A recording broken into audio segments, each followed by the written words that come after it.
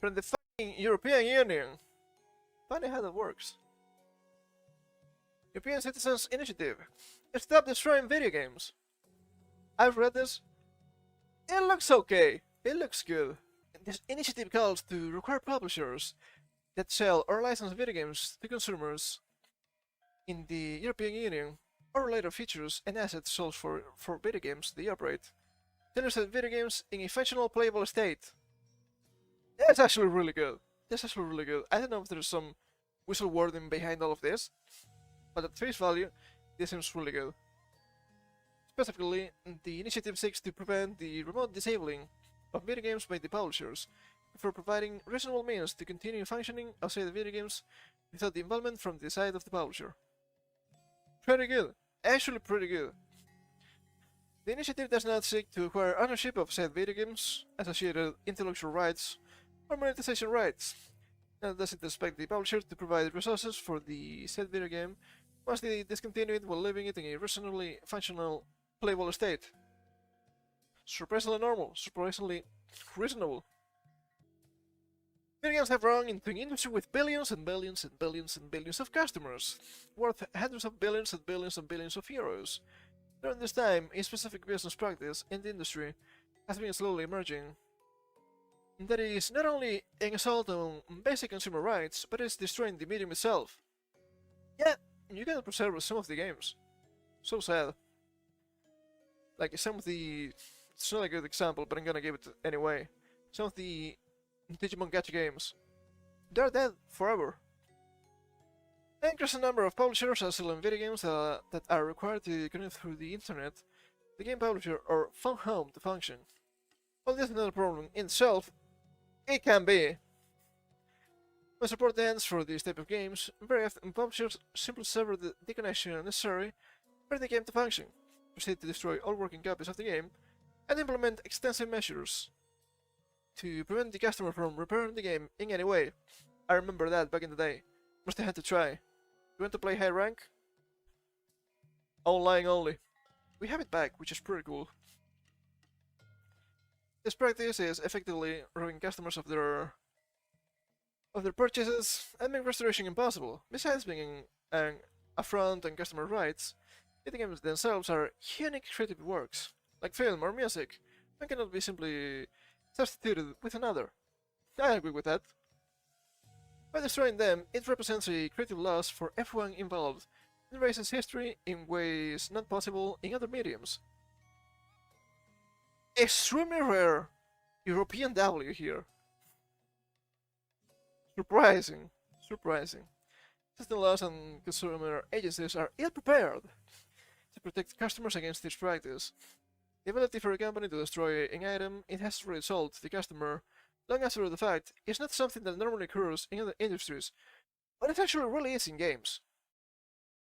We've seen that a couple of weeks ago, again with Ubisoft, right? Oh, now you don't get access to this game because we messed up licensing, so you cannot enjoy your car game. But I paid for it, it should be mine. And they will tell you, well, you need to get comfortable with not owning your games.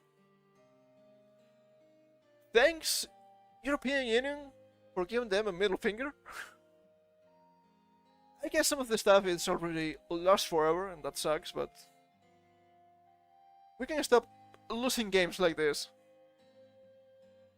With license agreements requiring to simply run the game, many existing consumer protections are circumvented, and that should be illegal, probably. This practice challenges the concept of ownership itself, where the customer is left with nothing after buying a game. Yeah, that is messed up. That is messed up. And I do appreciate even some gacha games nowadays releasing offline versions of the game. Even Tales of the Rise, that's something, I guess. I'm not gonna play it, but that's something. Wish to invoke Article 17, Section 1 of the Charter of Fundamental Rights of the European Union. No one may be deprived of his or her possessions.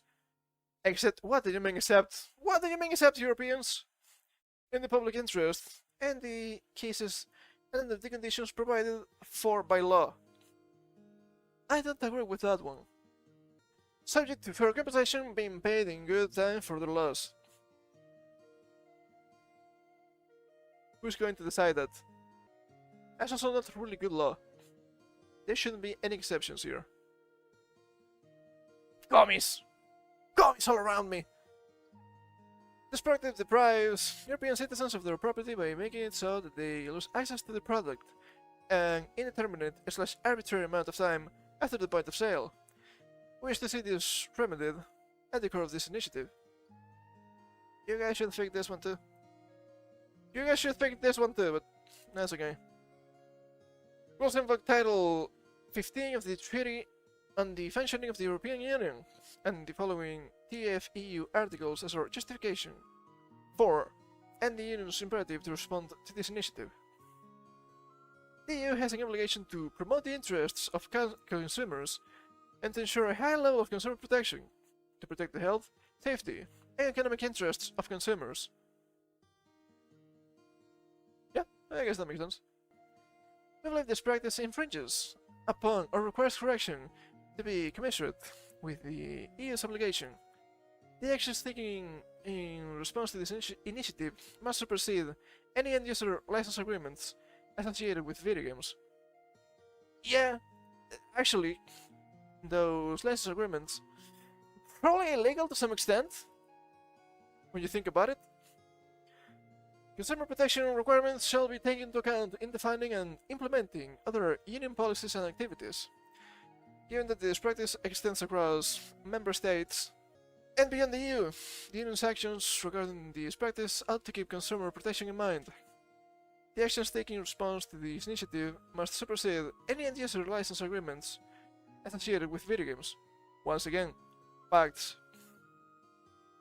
The Commission, in its proposals envisaged in paragraph 1 concerning health, safety, environmental protection, what the fuck, and consumer protection, will take as a base a high level of protection. Within their respective powers, the European Parliament and the Council will also seek to achieve this objective.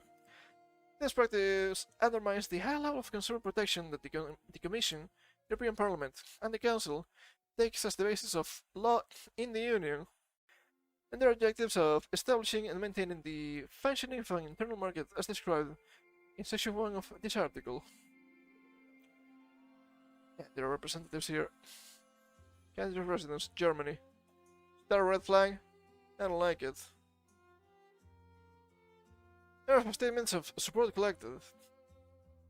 Cyprus, they don't care about games.